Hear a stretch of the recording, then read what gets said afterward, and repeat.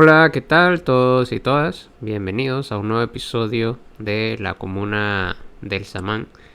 En esta ocasión tenemos a otro invitado, también siempre un invitado especial, y que le agradecemos también que haya decidido participar en nuestro podcast, en nuestro pequeño podcast que llevo aquí eh, junto con Gabriel y yo, pues. Y, y nuestro invitado de hoy es el profesor Omar Vázquez Heredia, que doctor en ciencias sociales. Bienvenido y bueno, muchas gracias nuevamente por aceptar nuestra invitación. No, gracias a ustedes por abrir esta oportunidad para conversar un poco sobre un tema que nos atraviesa a toda América Latina, e incluso aparte de lo que se llama tradicionalmente norte global, como es el extractivismo en- y el rentismo, ¿no? Sí, el extractivismo sí es más, eh, afecta más a toda Latinoamérica. El rentismo, bueno, aquí en Panamá, a no ser que digamos que vivimos de la renta del canal, podría ser. Pero sí, el extractivismo sí nos toca a todos, eh, en toda América Latina. Y el rentismo creo que en Sudamérica, pues un caso como el de Venezuela o el de Chile, que viven pues de la extracción de minerales y de hidrocarburos. Eh, Sí, bueno, hay que especificar que eh, primero, bueno, la discusión acerca del extractivismo como una categoría que surge en las últimas décadas y surge y en realidad da cuenta de un fenómeno que podríamos plantear que es incluso desde la época colonial, ¿no? Es decir, la extracción de grandes volúmenes de naturaleza para ser mercantilizados para ser mercantilizados, ser exportados al mercado mundial, ¿no?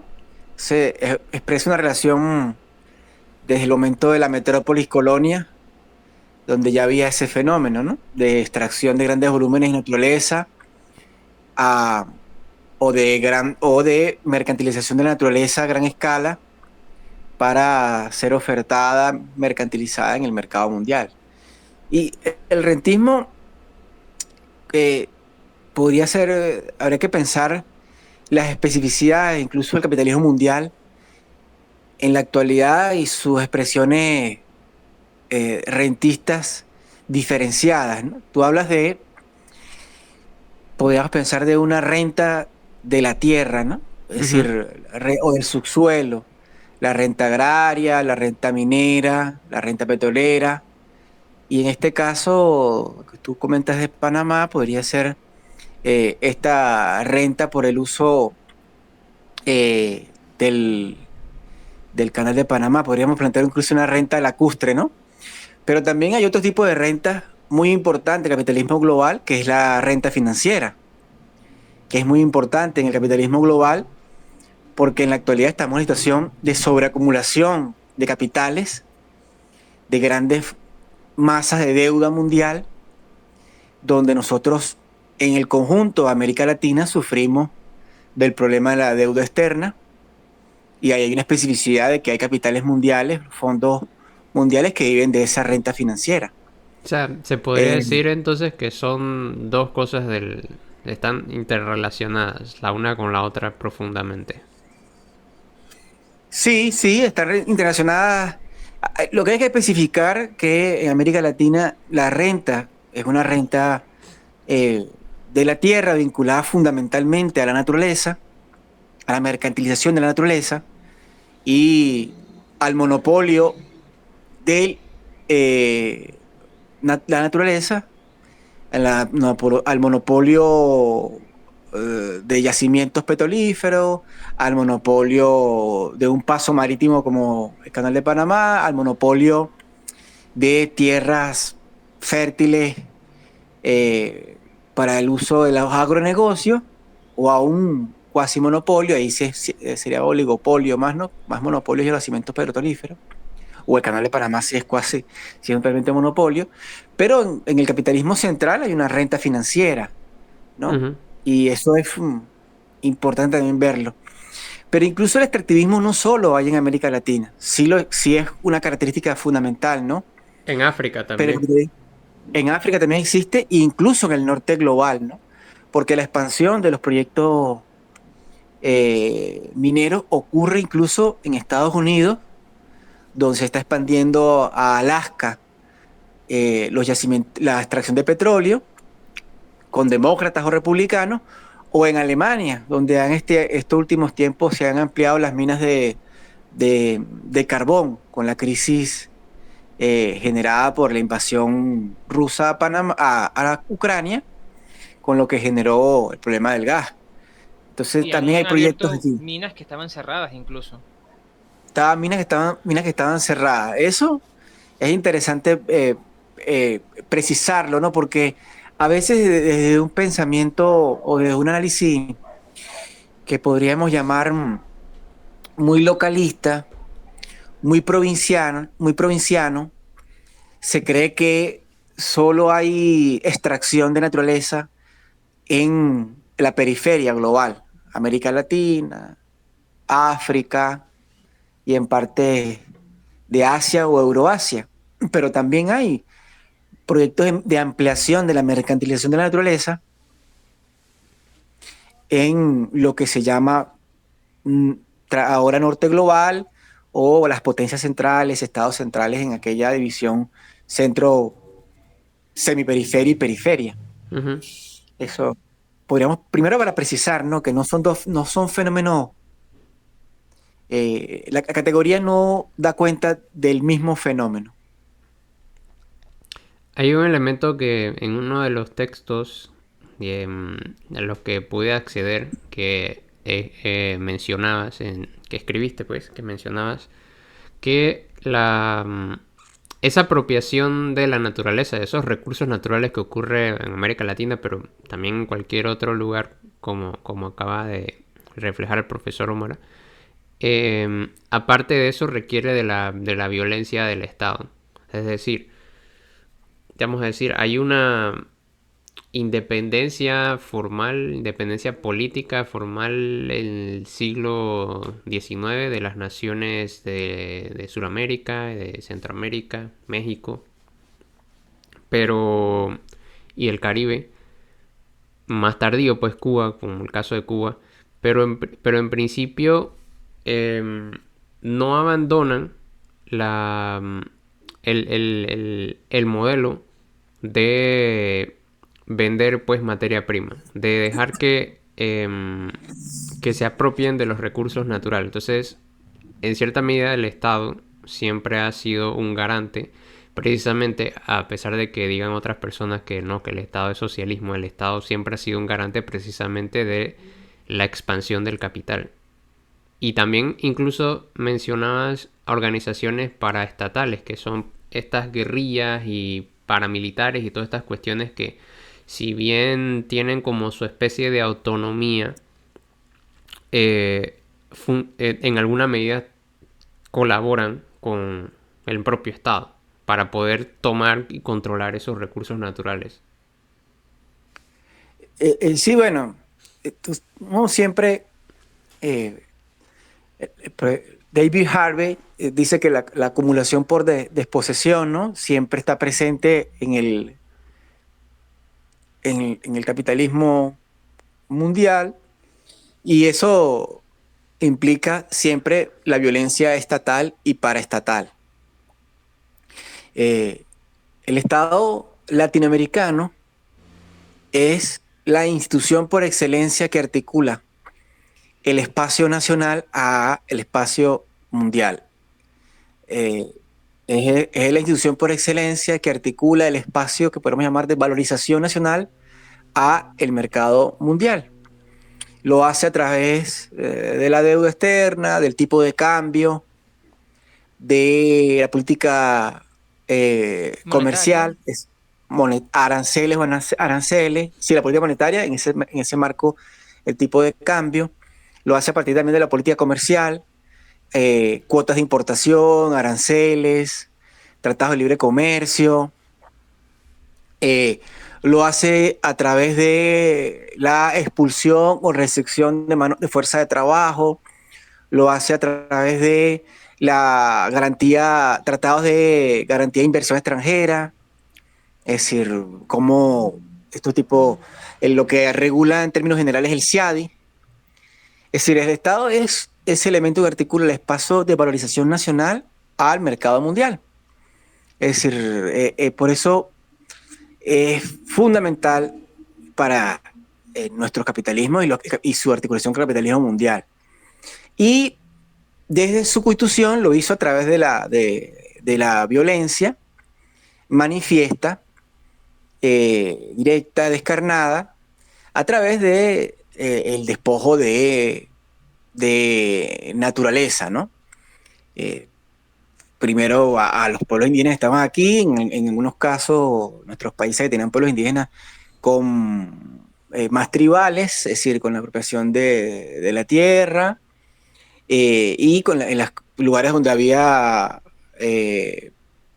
pueblos indígenas más verticales, es decir, habían imperios o hasta formas horizontales, estratificadas, de casta, con la derrota de ellos y y la imposición de formas protoestatales que se articularon en el mercado mundial, ¿no? Pero además también lo hace permanentemente en los momentos de ampliación de la mercantilización de la naturaleza, de los espacios geográficos de mercantilización, lo hace suspendiendo también la ley, ¿no? Suspende la ley en dos sentidos. La suspende en los estados de excepción, es decir, suspende su propia norma jurídica, pero también suspende la ley permitiendo que organizaciones paraestatales, a través de la violencia directa, despojen de naturaleza, despojen a criollos o no criollos, indígenas o no indígenas, de la tierra, del subsuelo.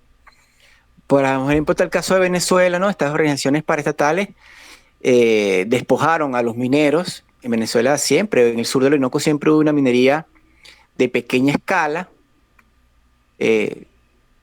desde la época del Callao, imagínate, siglo XIX. Pero esto, en la actualidad, con el derrumbe en los últimos años de la economía petrolera, pero sobre todo con el aumento acelerado del oro, del precio del oro, del 2004 para acá, por esta misma crisis de sobreacumulación, donde el oro se convierte en un bien natural común fundamental como activo financiero, refugio de valor, porque las monedas fiduciarias, el dólar y el euro y todas las otras se empiezan a depreciar y son menos confiables.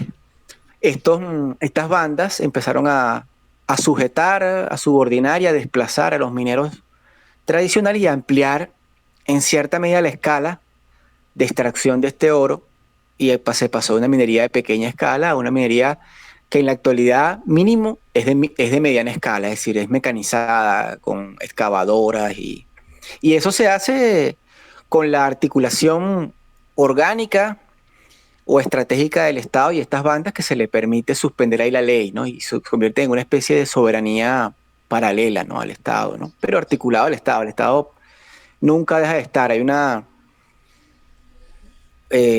un mito liberal de que el Estado no está allí. No está allí porque el Estado siempre está, para los liberales, está como la ley. Y no, el Estado también hay una puede ser... institución, en teoría. Sí, como institución, como ley, como una norma. Como el Estado siempre es sinónimo de norma jurídica, ¿no? Para el liberal. Y el Estado puede también estar como suspensión de la norma jurídica. Es más, el Estado casi siempre en momentos de crisis o en momento de ruptura de la ley, está como suspensión de la norma jurídica y la suspende él mismo a partir de los estados de excepción, que bien se explaya en su explicación primero Carl Smith y después lo desarrolla también los últimos años Giorgio Agamben. Sí, Ya. justo iba a mencionar ese punto, ¿no? Sabes que recientemente, los que quizás no hayan visto las noticias, aunque se publicitó, no se publicitó, se comentó bastante en la prensa internacional hace unos días, hubo un derrumbe de una mina, aproximadamente unos 12, 15 fallecidos, creo que todavía están contabilizando. Y lo primero que uno se entera es, mira, se derrumbó una mina en el estado Bolívar, que es el sur de Venezuela, una mina ilegal. Y cuando uno ve una gran cantidad de personas trabajando, había presencia siempre de grupo, ¿cómo se llama? En zonas que circulaba el ejército con cierta regularidad, y uno dice, ya va, pero entonces si la mina era ilegal, ¿cómo me explicas tú que haya tal cantidad de personas? Porque en el video yo debo haber visto al menos unas 50 personas, aparte de tratando de salvar y de desenterrar a las personas. ¿Cómo es que puede haber un elemento tan grande y que el Estado, entre comillas, no se dé cuenta que está allí? ¿Cómo puede operar sin que se dé cuenta? Entonces, hay ciertos espacios que jurídicamente, es que eso es lo que suele pasar, ¿no? Que hay te quieren establecer esa cuestión de que si no es jurídico, si no está respaldado por un marco jurídico, entonces no es legítimo. Cuando la fuente de la legitimidad no siempre es el consenso de la población, que se da en teoría supuestamente a través de la elaboración de los marcos jurídicos. Entonces, resulta ser que uno se da cuenta cuando uno empieza a escarbar en esta gran cantidad de sucesos, porque no es el primero. El año pasado hubo otro accidente similar a este, que también fue aproximadamente una docena de fallecidos. Pasan con cierta regularidad porque no hay efectivamente una, entre comillas, regulación, no hay normas generales, no hay un Estado de Derecho, hay una suerte de tiranía semifeudal, por decirlo un nombre, aunque yo sé que la palabra no es feudal, que ocurre en estos pequeños espacios de minería, y surge el tema de, ok, unas bandas organizadas de delincuentes que están que están extrayendo el oro y comercializándolo. Y uno dice, ¿qué tan sofisticada puede ser la delincuencia para extraer mediante maquinarias el oro y establecer una ruta de comercialización y exportación minera? Eso ya no es una operación menor que una pequeña banda de delincuentes aparecido en los últimos 5 o 6 años puede realizar. No, Entonces hay como... en todo caso ahí Ajá. tendría que estar operando por detrás el Estado. Exacto, entonces surge la categoría que te la dan siempre desde la crítica liberal de, ok, esto es un narcoestado o un estado criminal, ¿no? Y yo siempre he pensado, ya va, pero si le das la vuelta, si este otro lado que nosotros percibimos directamente como la criminalidad, no hace más sino que forma parte del brazo armado del Estado, que ejecuta ciertos aspectos dentro de lo que en teoría llamamos estado de excepción, porque es lo que ocurre dentro de esta zona. Son estados de excepción no declarados, por cierto. O no, creo que sí se declaró un estado de excepción en el estado Bolívar el año pasado, ¿cierto? No, en el estado, en la zona del arco minero del Orinoco, hay un estado de excepción de ley, de jure, vamos a decirlo, porque el artículo 25 del decreto del arco minero del Orinoco del año 2016, de febrero del 2016, eh, norma que ninguna actividad, ninguna organización puede ir en detrimento de del proyecto económico, de las acciones económicas que hay allí, ¿no? Entonces está suspendido el derecho a la protesta, el derecho a la organización comunitaria, es Libre decir, todo aquello circulación que pueda también está restringida. obstaculizar siempre con este tipo de categorías, el proyecto de desarrollo, ¿no? que están ejecutando allí, porque así que se plantea. Entonces eso implica la suspensión de algunos derechos políticos fundamentales, ¿no? Eh, sin embargo, lo que hay es un estado de excepción de facto en el sentido de que hay una garantía de formas de violencia paraestatales que son aquellos los cuales consumen, controlan en el territorio la fuerza de trabajo y son los que operan en el territorio. Ahí lo que muchas oportunidades en toda la historia de esta época, vamos a llamarla, que se llama modernidad, el Estado terciariza algunas de sus funciones de control soberano sobre el territorio. Eso ha pasado muchas veces. Lo que ocurre es que eh, el... Bueno, mientras vemos qué ocurre con el audio, un comentario que quería hacer yo ahorita, si el profesor Omar me escucha, bueno, puede responder a esta pregunta. Y si no, bueno, la vuelvo a hacer más adelante. Si yo hago una tercerización, porque se ha pasado, si hago una tercerización de las funciones del Estado, eso no sería parecido a lo que supuestamente, puedo enfocarlo de dos maneras, ¿no? Pero desde la teoría liberal yo puedo decir que eso no contaría como una suerte de Estado fallido. O sea, el Estado no ejecuta las funciones que supuestamente debe ejecutar. Por el otro lado, cumple muy bien con la definición de un Estado anarcocapitalista. Paradójico que suene. Sí, sí, bueno, si asumimos que el Estado anarcocapitalista es el Es posible, si Estado asumimos que es que... posible. No, no solo si es posible, sino que es un Estado que... bueno, no sé si llamarlo anarcocapitalista, sino sencillamente como un minarquismo, podría ser. Pero la idea es como que va tercerizando todo, ¿no? Todas funciones que garanticen la soberanía sobre un territorio determinado, se las va asignando a organizaciones al margen del Estado, pues, o sea, vamos a decir privadas, por ponerle un término. Pero no sabría decir si eso es anarcocapitalismo. O si en todo caso eso todavía sería un Estado, porque si es un Estado fallido no significa que ya no es un Estado. Sí, bueno, la pregunta es si eso también contaría como Estado fallido, porque, ok,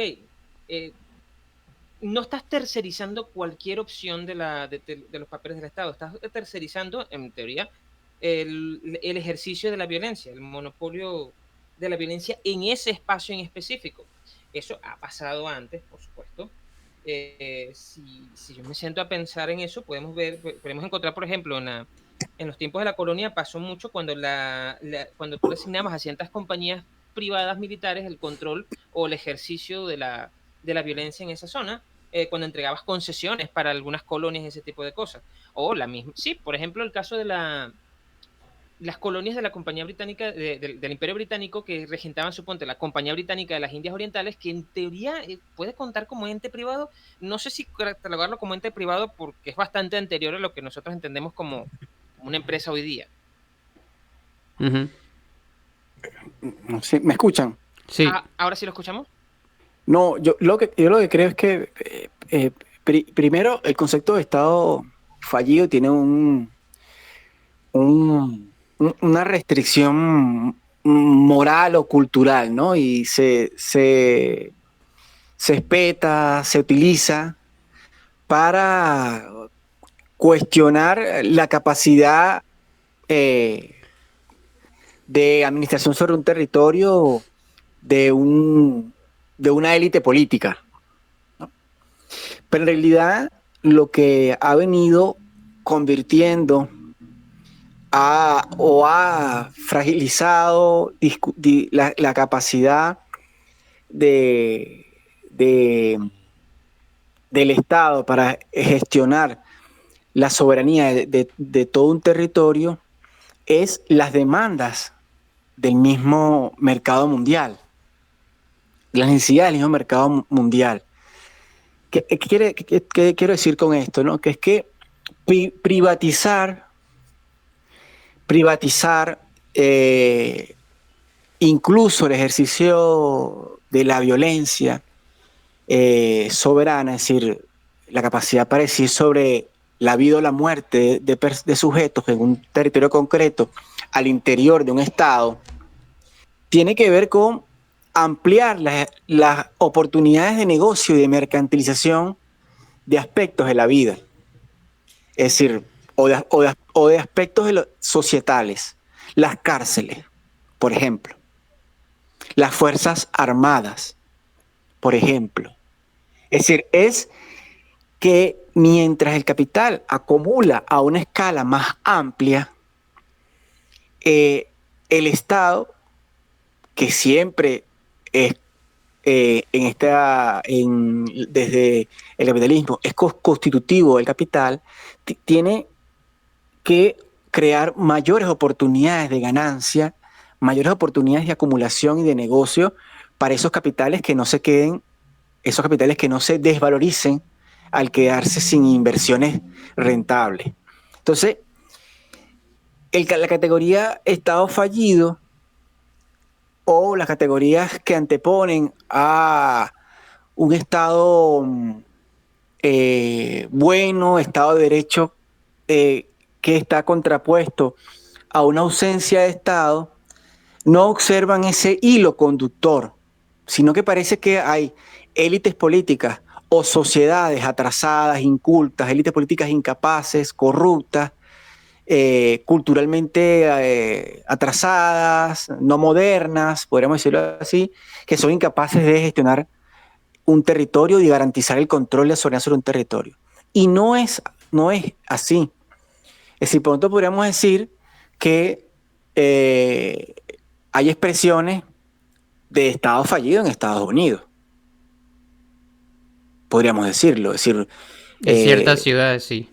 En ciertas ciudades hay poblaciones que están muriendo a un ritmo absurdo por la falta de salud pública y esta que llama la epidemia de la metafanina, del fentanilo.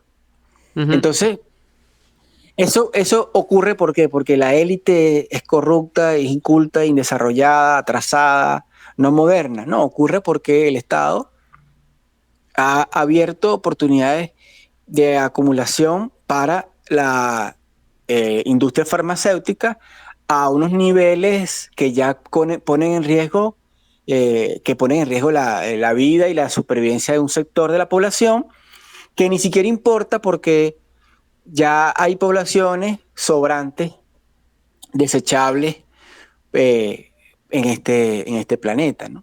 Entonces, yo creo que hay que tener una crítica al Estado, tiene que tener cuidado con separar el Estado que actúa en el marco de la ley al Estado que actúa suspendiendo la ley, ¿no? Esto no quiere decir que nosotros, de una perspectiva, vamos a llamarla progresiva, no debamos reclamar, demandar que el Estado actúe en el marco de su propia ley, ¿no? De manera proporcional, de manera con causalidades claras y con procedimientos claros, porque es la única forma que los sectores no estatales las sociedades tienen formas en que defenderse de la violencia del Estado, ¿no? Evidentemente es preferible una violencia que está regulada, que tiene proporción, que esa regulación implica proporción, implica un conjunto de causalidades e implica un conjunto de procedimientos, a una violencia que no ni siquiera respeta eso, que es descarnada, ¿no? Nosotros lo vimos aquí en Venezuela, que es totalmente arbitraria, que está suspendida la norma. Sin embargo, en un análisis crítico, nosotros tenemos que estar claro que el Estado pasa fácilmente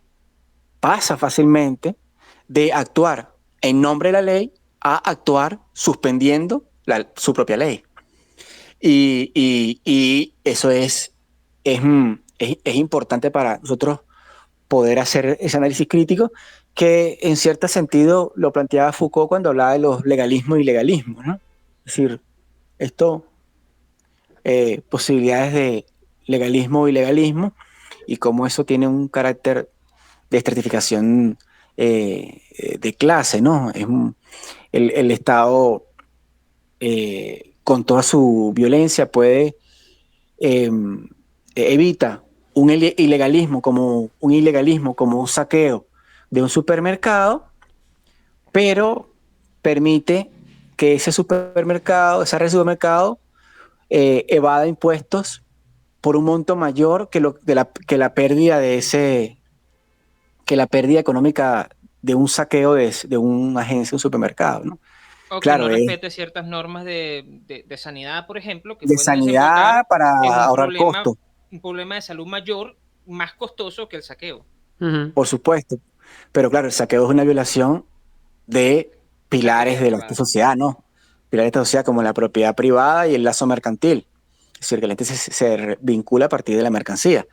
Entonces, todas esas cosas, ¿no? Como el Estado diariamente permite ilegalismo que no ponen en cuestión el orden, sino que lo permiten reproducir. Por ejemplo, en buena medida, América Latina, eh, al menos desde el norte de Sudamérica hacia Estados Unidos, es imposible que no haya pasos permitidos a la droga, ¿no? Y Sí, pasos sí. permitidos a la droga para llegar a ese mercado, pero también pasos permitidos para que esa droga, ese dinero, esa ganancia de la droga se legalice en todos los sistemas financieros. Es decir, bueno, O sea, aquí en ¿eso qué Panamá... quiere decir? No, perdón, continúo. No, no lo escucho. No, que solamente iba a comentar que aquí, ahora que comentaba lo de la suspensión de la ley y de permitir ilegalidades, aquí en Panamá, durante lo que fue el proceso este de la minera que operaba la canadiense First Quantum, básicamente el territorio en el que hacía el proceso de extractivismo de cobre, eh, había una suspensión de la ley que se aplica en todo el territorio soberano.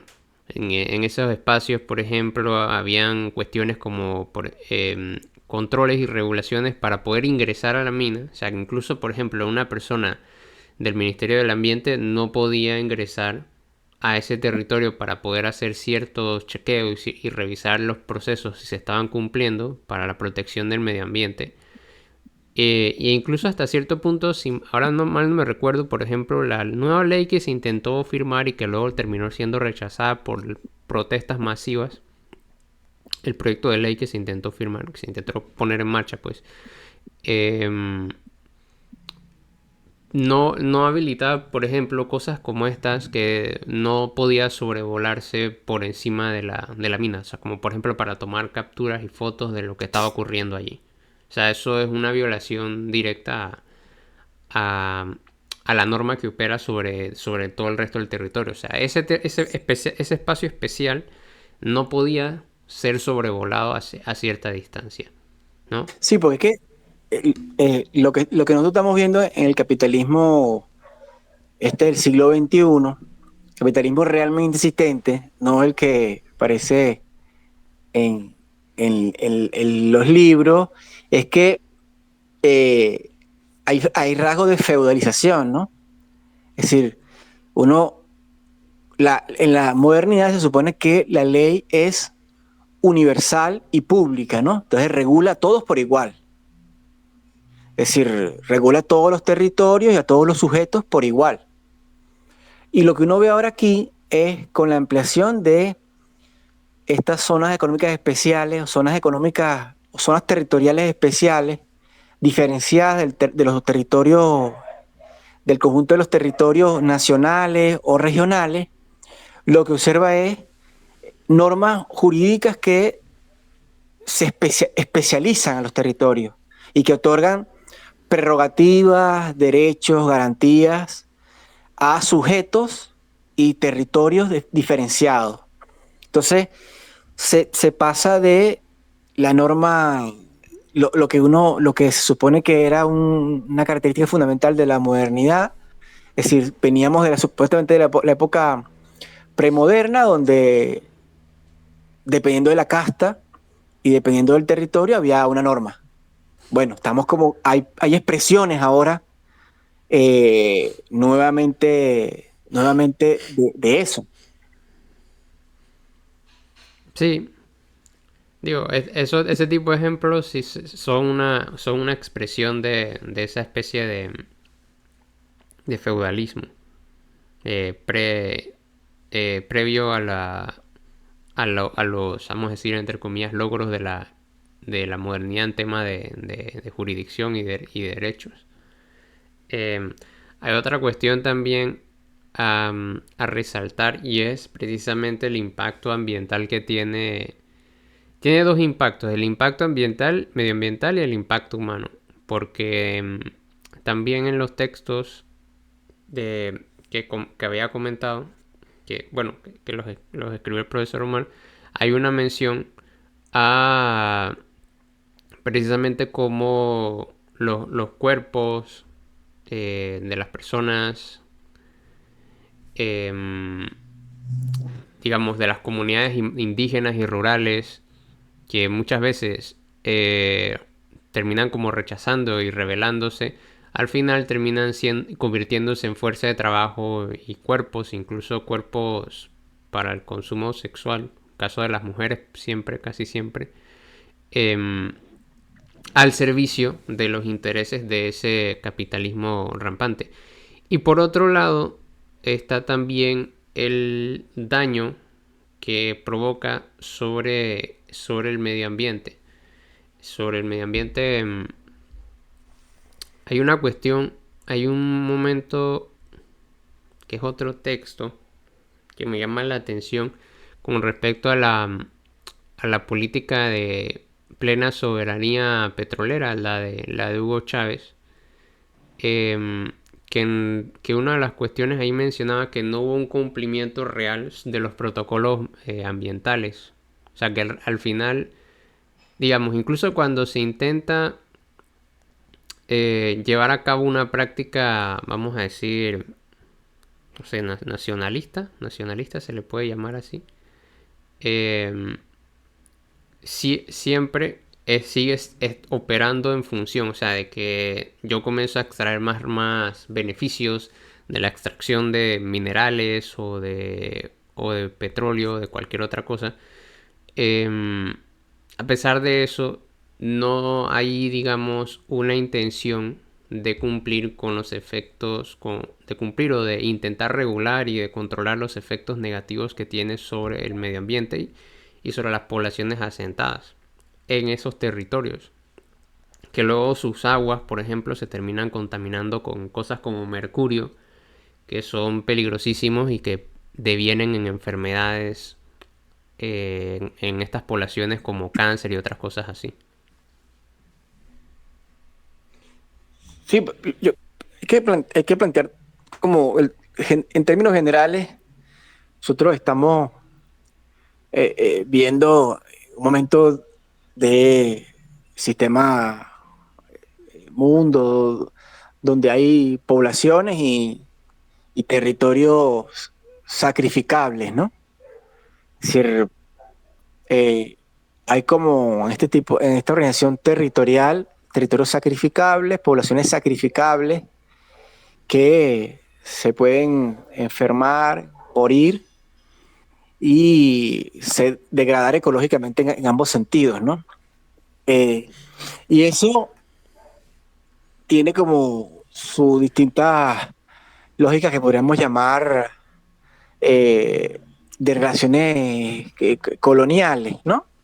Son como formas de ocupación y relaciones coloniales desde la metrópoli hasta los centros incluso de, de nuestros países, ¿no? Entonces, desde, desde por ejemplo, Caracas, se puede sacrificar territorios en eso que llamaba Pablo Casanova colonialismo interno, ¿no? Entonces se sacrifica todos estos territorios bienes naturales, río, tierra, eh, fuera de Caracas, para maximizar, en el caso que tú comentabas, para maximizar la ganancia que se puede lograr extrayendo petróleo sin importar eh, los costos ambientales, ¿no? Porque siempre es la misma lógica, ¿no? La misma lógica de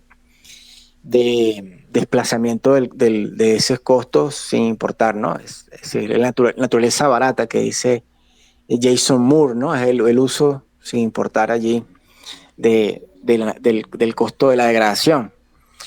Eso puede ocurrir en distintas escalas territoriales, pero siempre con la misma dimensión de clase, ¿no? Las élites del centro, las élites del centro mundial y después nuestras élites periféricas que son igual o a veces incluso, A veces peores.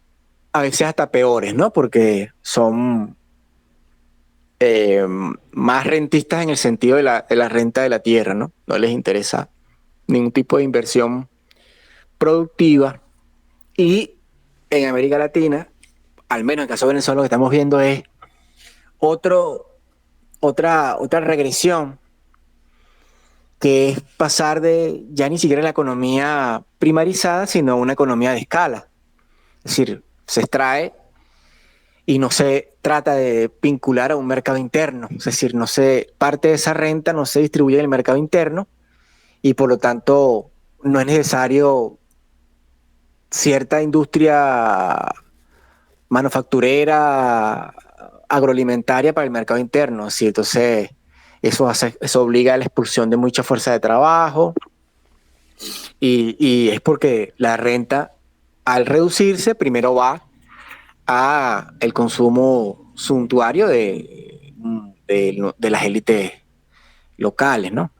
Entonces, sí, yo creo que la categoría lo que yo quisiera dejar claro es que estamos en un momento donde desafortunadamente pareciera que hay poblaciones y territorios cada día más grandes que son sacrificables. Es decir, cada día vemos más población sacrificable y cada día vemos más naturaleza sacrificable. Por eso no hay respuestas a la crisis climática, a la crisis ecológica, y además hay cada día políticas de seguridad ciudadana que suspenden completamente el norma. Pues entonces tú ejecutas a, a algo que incluso desde el marxismo hubo la categoría lumpen, y entonces los deshumanizas y bueno, y no te preguntas por qué hay criminalidad, por qué hay bandas delincuenciales, por qué jóvenes de los sectores populares ingresan a ese mundo, sino que son un lumpen, los deshumaniza y hay que ejecutarlos a todos. Bueno, es población sacrificable, desechable, ¿no? Como lo que pasa en El Entonces, Salvador. como lo que pasa en El Salvador, en Brasil e incluso en Venezuela. Y entonces todo el mundo está copiando el modelo porque al ver economías de escala, no hay una pequeña industria que demande fuerza de trabajo, no hay un Estado que demande fuerza de trabajo. Lo que hay es economía de escala, no es economía en clave, lo que hay es una élite, es decir, es el modelo de las dictaduras oligárquicas del siglo XIX, decimonónicas. Una oligarquía que gobierna, mercantilizando la naturaleza y necesita muy poca población para hacer esas tareas y toda la otra está es desechable, ¿no? Entonces, por eso en las políticas de seguridad incluso se ve esta característica, ¿no? Y se ve esto que veníamos conversando de un Estado que actúa supuestamente según su norma, pero en realidad lo está suspendiendo para ejecuciones, encarcelaciones masivas, suspensión de el derecho a la defensa y todos esos elementos. Sí, y uno podría pensar que, como dices tú, eso solamente pasa, qué sé yo, en Venezuela porque somos lo peor del mundo, ¿no? Pero si te sientas a ver la prensa mundial, poco a poco empiezas a notar estos otros espacios donde siempre pasa. Todo el mundo conoce, ya eso es un caso más conocido, por supuesto, el de los mapuches en Chile, la represión que reciben los mapuches en Chile. Y recientemente, no sé si los viste, los chicos de Migala publicaron, estuvieron haciendo el seguimiento un tiempo a un evento parecido que pasó en unas protestas en el sur de México, donde los campesinos trataban de organizarse en contra del crimen organizado para más o menos defenderse o protegerse como pudieron, y por supuesto les mandan el ejército y el ejército entra reprimiéndolos a ellos también. Sí, cada vez que ha Son habido ese tipo de organizaciones bueno, para el caso de México, el ejército interviene, porque no sí, le conviene. y se trata de esa misma lógica de, pasa que, ok, decir no humano suena como un poco drástico, ¿no? Pero sí es eso. Lo que ocurre es que te lo disfrazan con otro lenguaje. Por ejemplo, aquí en Venezuela se utiliza mucho la categoría de ciudadano, ¿no? Si en Argentina es el ciudadano de bien, el argentino de bien, aquí en Venezuela se utilizaba la categoría de ciudadano, el buen ciudadano. Esa persona es un ciudadano y el otro no. Los barrios no son ciudadanos, por ejemplo. Son sitios donde es perfectamente válido en un acuerdo, vamos a decirlo así, no un acuerdo, no ni siquiera verbal, una suerte de acuerdo no expresado públicamente de es válida la represión en esa zona.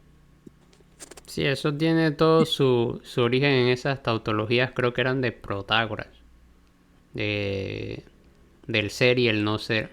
No, el ser es el ser griego, el no ser son todos esos pueblos bárbaros que nos rodean y que no están civilizados como nosotros. Entonces, de ahí viene un poco como el sentido de eso. El no ser es todo lo que es negado por los que se sienten pues que su perspectiva es la que dictamina cómo son en general todas las cosas, pues, cómo deben operar o cómo deben funcionar. Y un poco así pues funcionan pues las élites, ¿no? Funciona más o menos con ese mismo esquema. El buen Por ciudadano cierto, es el ser, lo bello, lo verdadero, lo justo. El tipo estéticamente margina, superiores. los tipos a la gente marginada son lo feo, lo malo, ¿no? Lo que tiene que ser reprimido.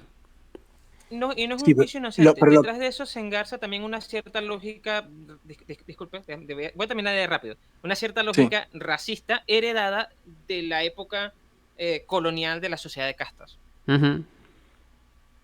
Pero Ahora lo que sí, vemos es quería terminar. que cada día es más amplia, ¿no? Es decir, eso siempre ha existido, ¿no?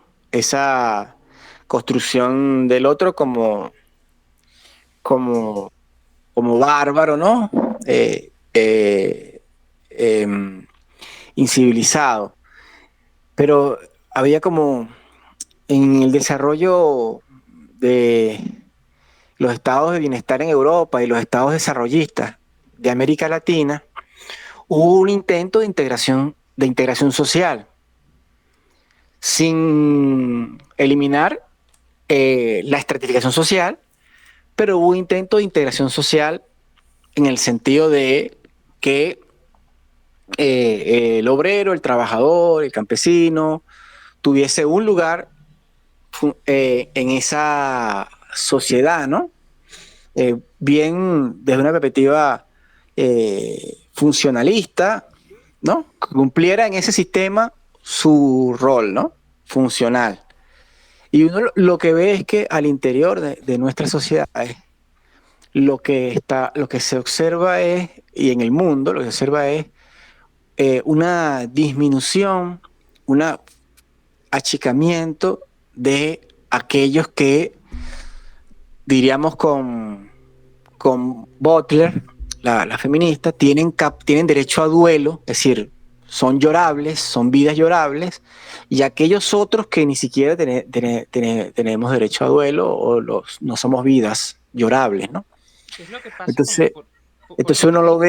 lo ve en todos estos pueblos de África que migran a Europa y se consiguen ahí con el Mediterráneo y pueden ser eh, bloqueados y pueden morir ahí ahogados y eso está justificable porque están protegiendo su integridad cultural, está incluso ahora dicen las justificaciones de los musulmanes, ¿no?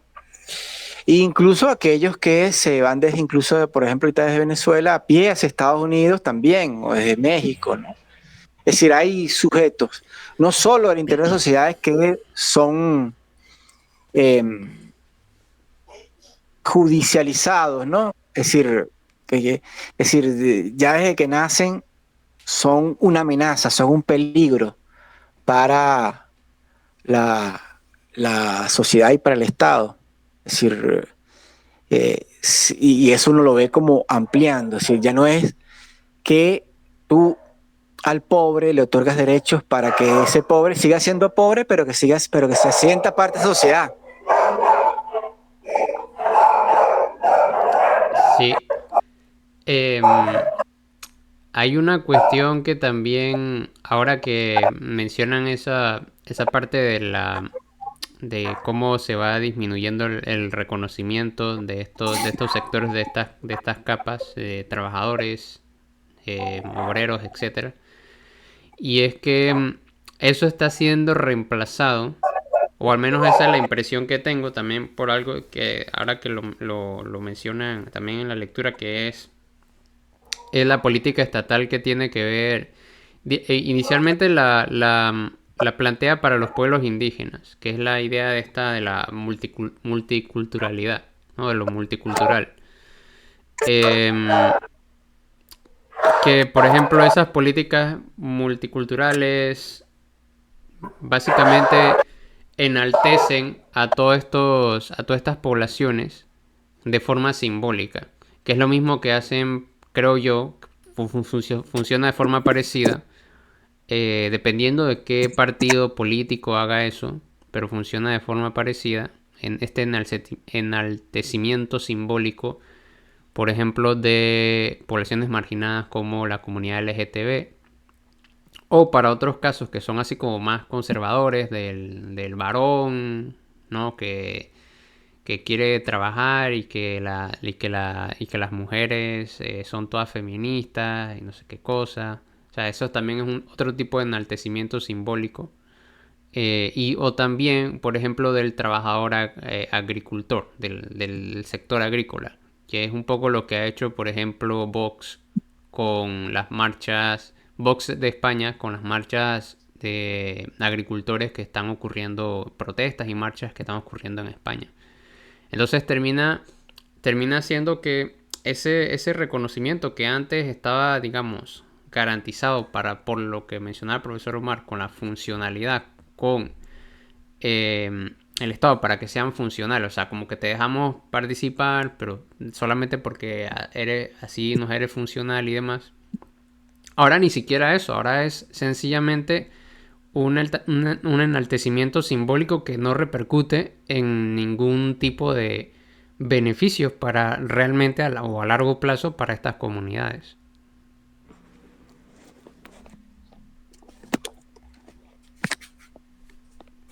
No sé si se escuchó.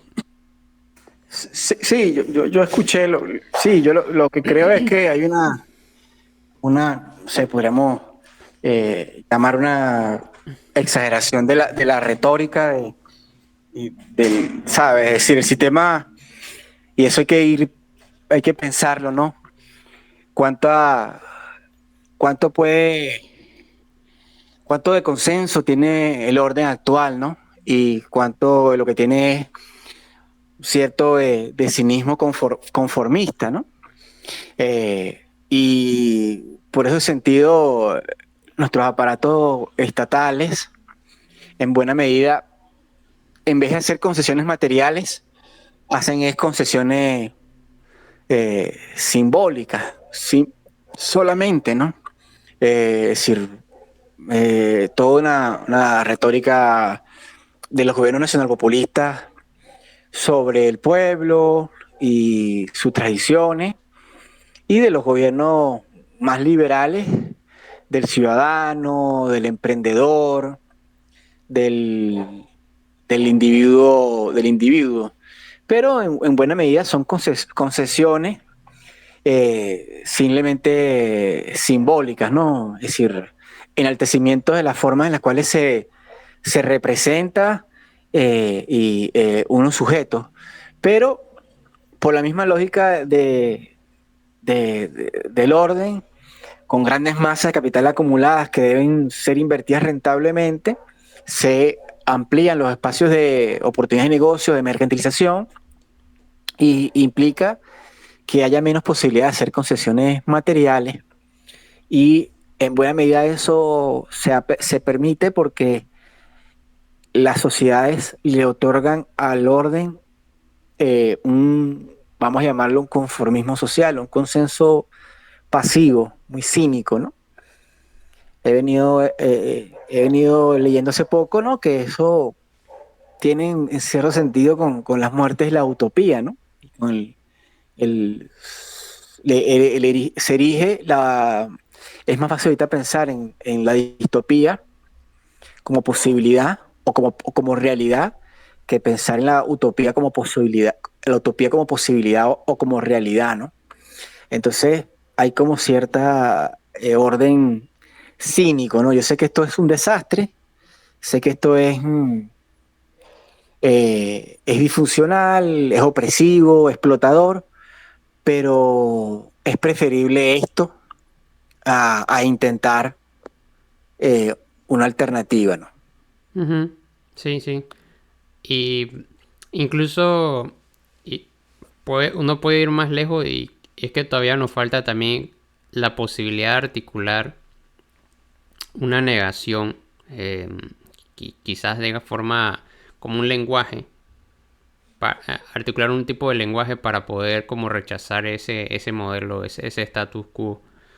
Pues eso me recuerda, no sé si lo estaré contando bien, un chiste de Zizek, que él decía que había una persona que del este de Alemania que lo iban a mandar a Siberia y que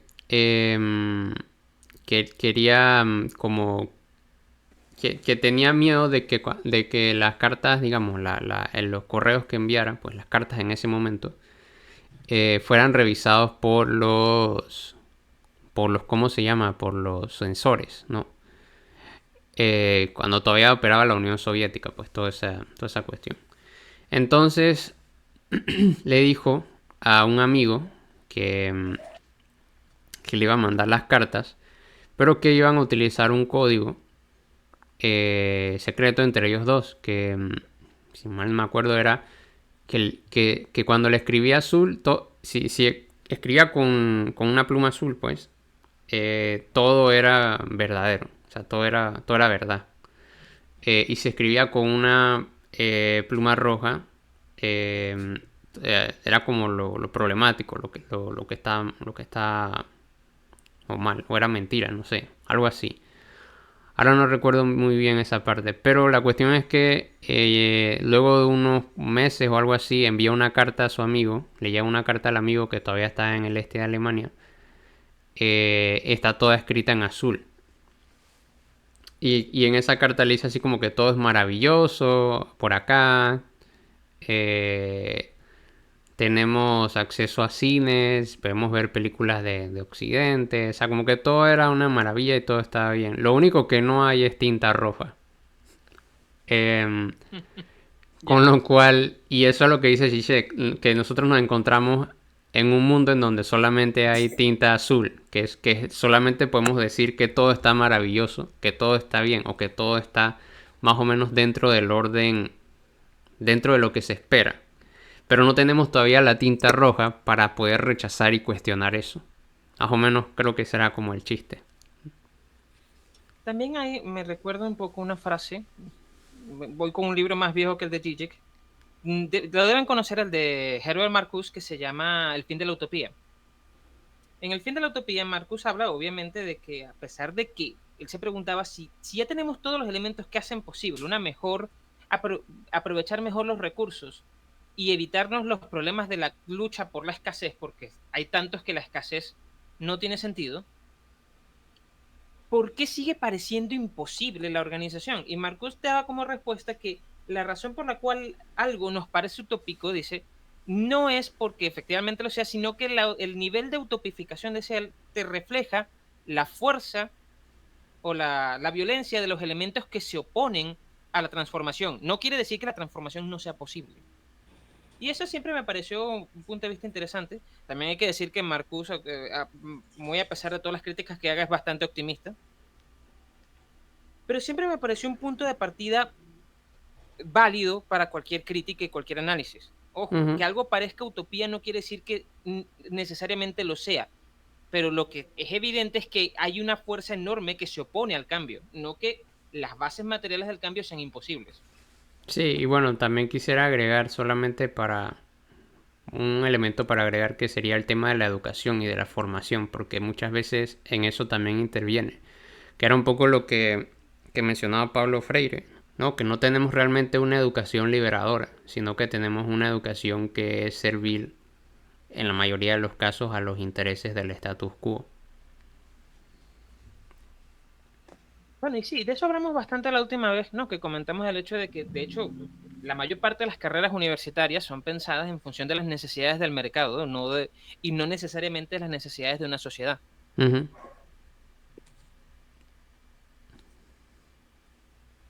Sí, no sé si el profesor Omar quiere comentar algo. No, de verdad, creo que hemos conversado ampliamente, ¿no? De distintos temas. No sé si ustedes tienen alguna otra pregunta. Y yo, por ahí. Eh,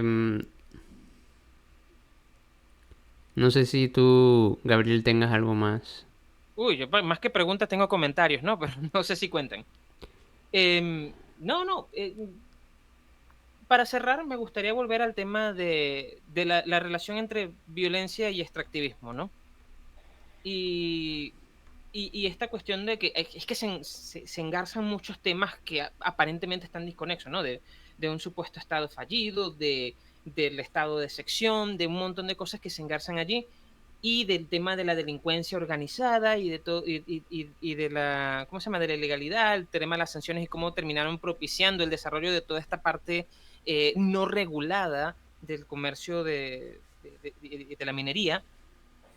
Y está la cuestión, no sé si quiere comentar algo al respecto acerca de esa relación entre violencia y ¿Violencia ahí?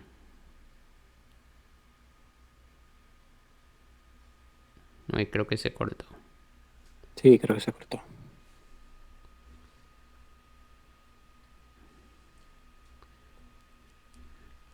Bueno, yo, aparte, como elemento aparte. de sangre y Ah, no, que se continúa. extraen en casi toda la zona de África Central. Es que se te había cortado el mensaje por un tiempo. Así que tienes que volver a repetir. La Tienes. relación, toda la relación entre extractivismo o entre violencia y fue la parte que se cortó. Si es que tiene el internet en barritas rojas. Eso es cuando...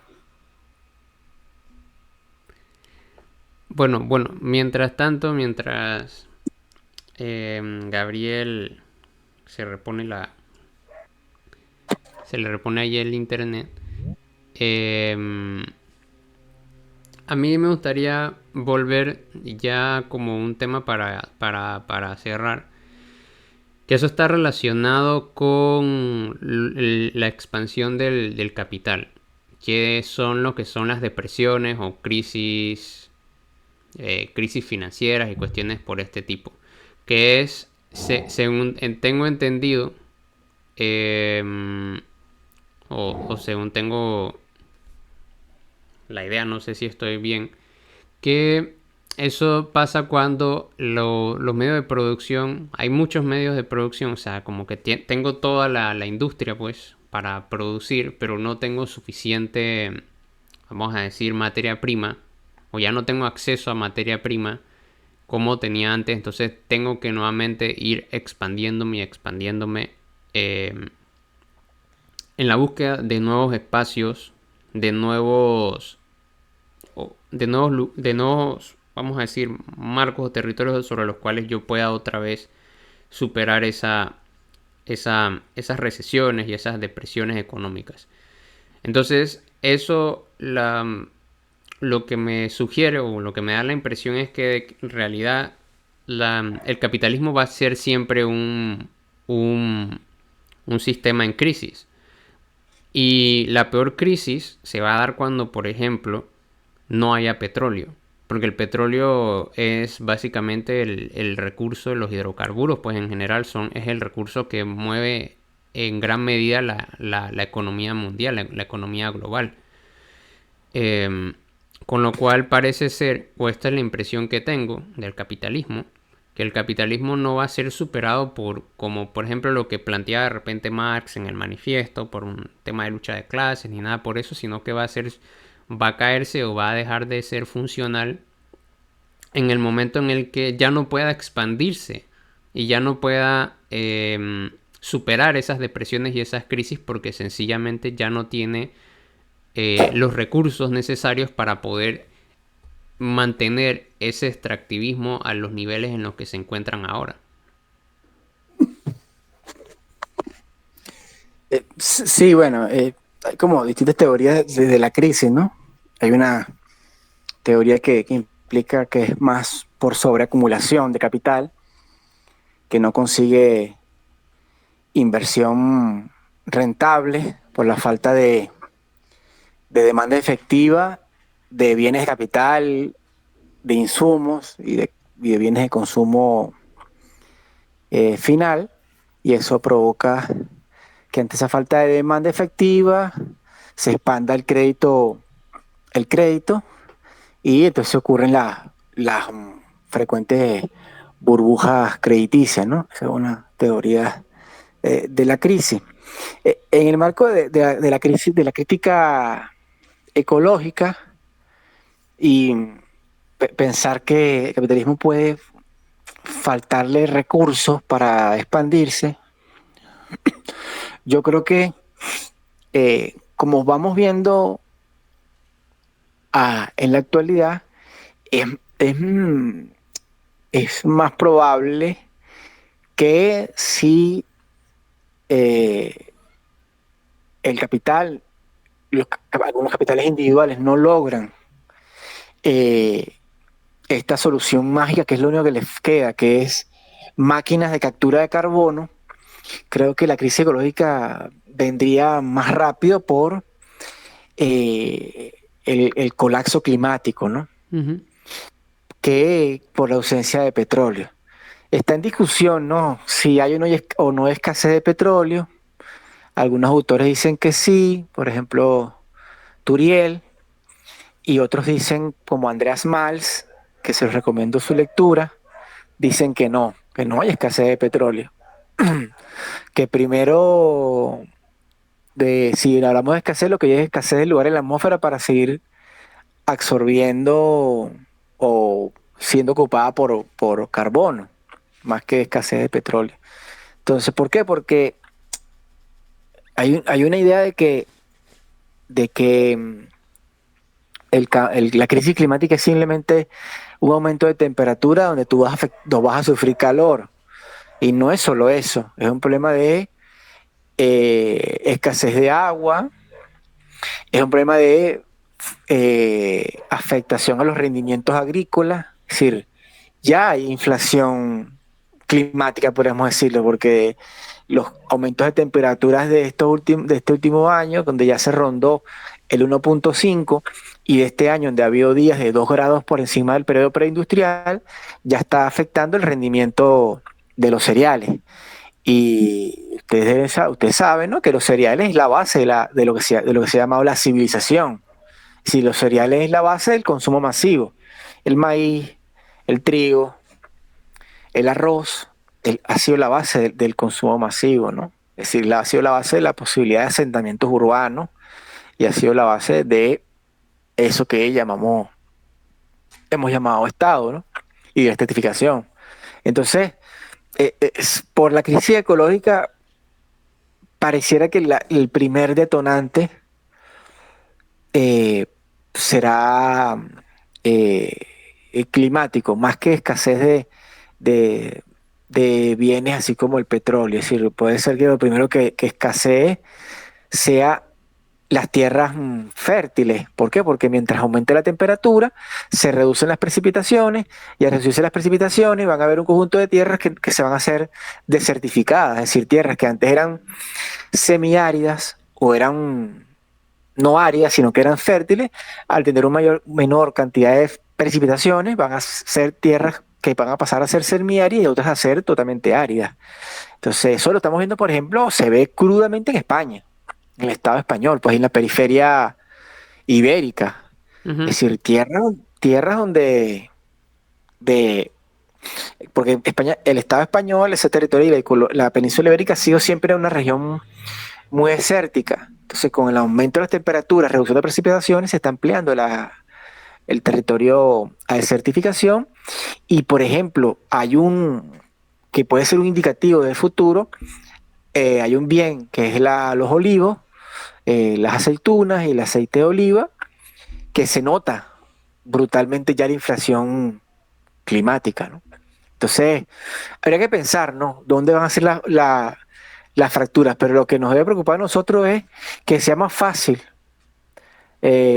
pensar estas distopías ecológicas, estas distopías económicas, que pensar una alternativa, ¿no? Es que eso es Posible. lo que me llama la atención, que parece ser que el Y, capitalismo como tal puede desaparecer y- precisamente por una distopía que antes que por un cambio de forma no sé y si de gobierno. progresivo, Ajá. cambio social. Sí, sí, porque si uno se pone a leer a una autora que ha sido encuadrada en el liberalismo como Hannah Arendt, lo que uno lee en su origen el totalitarismo, es que el totalitarismo tiene como una de sus características que hay población desechable, ¿no? Y, y si hay problemas de escasez eh, de agua, y en cierta medida podríamos hablar de alimentos en un futuro bastante lejano, un futuro no de corto plazo, pero sí se puede haber, eh, podría haber cada día población más desechable. Entonces, bueno, son cosas que hay que ir viendo, pero hay que pensar también en cómo las izquierdas se piensan el siglo XX, ¿no? Si tenemos unas izquierdas que todavía reivindican a la URSS, eh, que algunos autores, como por ejemplo Enzo Traverso, dice que la implosión de la URSS es lo que cierra la valoración de la utopía, no porque la URSS fuera una utopía, sino porque la URSS había asumido, había encarnado a la utopía. Era una distopía para mí, ¿no? Pero encarnaba para mucha gente la utopía o la posibilidad de la utopía. Entonces, al disolverse todo el socialismo realmente existente, se clausura en buena medida la posibilidad de utopía, ¿no? Y en América Latina, el surgimiento de estos gobiernos nacional populistas que reivindicaron en algunos casos el socialismo también fue un agravante para pensar una alternativa a un orden, al orden dominante, ¿no? Sí, ahora estamos entre un orden del G7 o un orden capitalista de los BRICS. Pero al final es el mismo modelo. No Sí, tenemos ambos defienden realmente. una sociedad de mercado mundial persistente. En ese punto todos están de acuerdo. Sí. Pero ¿cuál era la pregunta que tú tenías sobre el tema de la violencia? Que Ah, se- no, no sé si llegó a cerrarse, sino que un comentario acerca de esa relación que aparentemente parece inevitable, aparentemente entre el extractivismo y la violencia. Citaba el ejemplo de que no solamente los casos que uno evidenció aquí directamente en Venezuela, por ejemplo, mi persona, sino también los casos de los que uno siempre sabe o escucha que son la minería ilegal y la no ilegal también en Colombia y en Brasil. Y en Perú también. Siempre, y en Perú, siempre parece que hay una inevitable relación con la violencia y ciertas formas de dominio casi tiránico feudal. Eso tiene creo que tiene una relación también con el bien que se extrae o que se mercantiliza. Por ejemplo, uno va, el diamante. en el caso de África, el coltan, el oro, se puede extraer con poco capital. Entonces, al poder extraerse con poco capital, es indispensable la violencia permanente para poder controlar y para poder estratificar el acceso a esos minerales.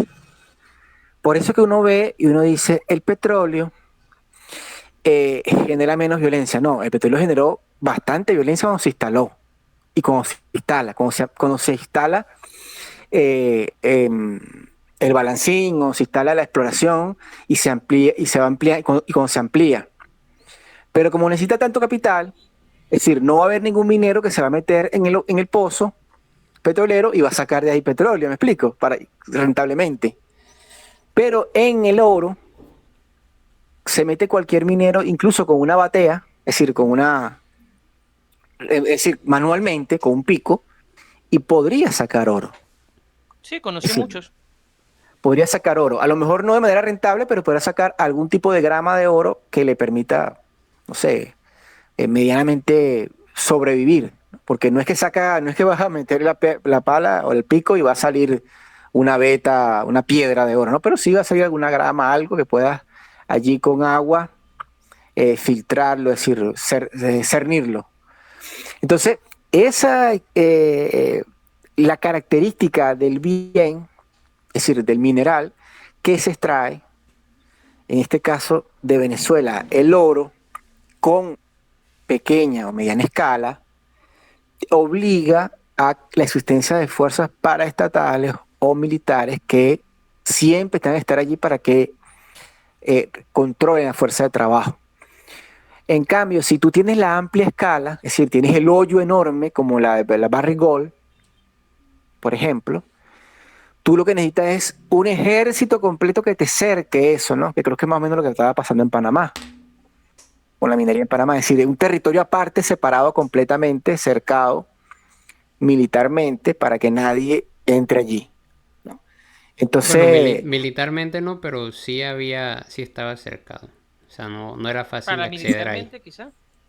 sí, pero militarmente en el sentido no de facto, sino de que tú sabes que si el que se acerque ahí va a conseguir fuerza, o no militares, pero sí para vigilancia de la empresa Ajá, con control control. soberano del territorio. Control del Soberano del territorio, territorio. sí. Entonces, ese es el problema. Hay que pensar siempre, que uno siempre dice, bueno, no lo piensa hasta allí, porque eso es como más para los ingenieros, puede ser. Pero siempre hay que pensar la escala la escala que implica más o menos capital para poder extraer un mineral y cómo dependiendo de la escala y del tipo de mineral, eso puede cambiar las demandas o lo que podemos llamar la forma política de la violencia, la forma política de la violencia. Ya. Entonces, eso estás condicionado vamos a decir, al mineral y a la forma en la que se extrae y al capital que es necesario que se tengan que invertir y ese tipo de cosas. O sea, son varias variables. Y a la escala en la cual se extrae, ¿no? Me explico, una escala transnacional, a lo mejor necesitas eso, ¿no? Control territorial con unas fuerzas vigilantes, ¿no?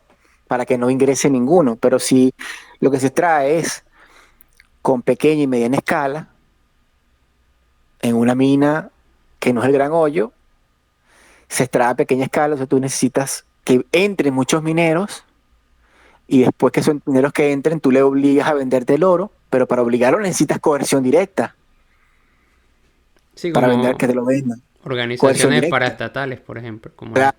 No es que no es un trabajo, no es la máquina o la máquina o el asalariado tuyo que te está ayudando a extraer oro, sino que es un minero individual. Entonces tú tienes que obligarlo, no lo obligas a través del salario o no lo compras a través del salario, sino que lo obligas a través de la violencia. Entonces por eso había que pensar ahí en las formas extraeconómicas y económicas de lograr plusvalor. Entonces por eso creo que hay que pensar por eso siempre todas esas variables para poder comprender cómo se da en cada territorio la relación entre minería, aparato estatal y paraestatal, minería y formas de violencia estatal o paraestatal.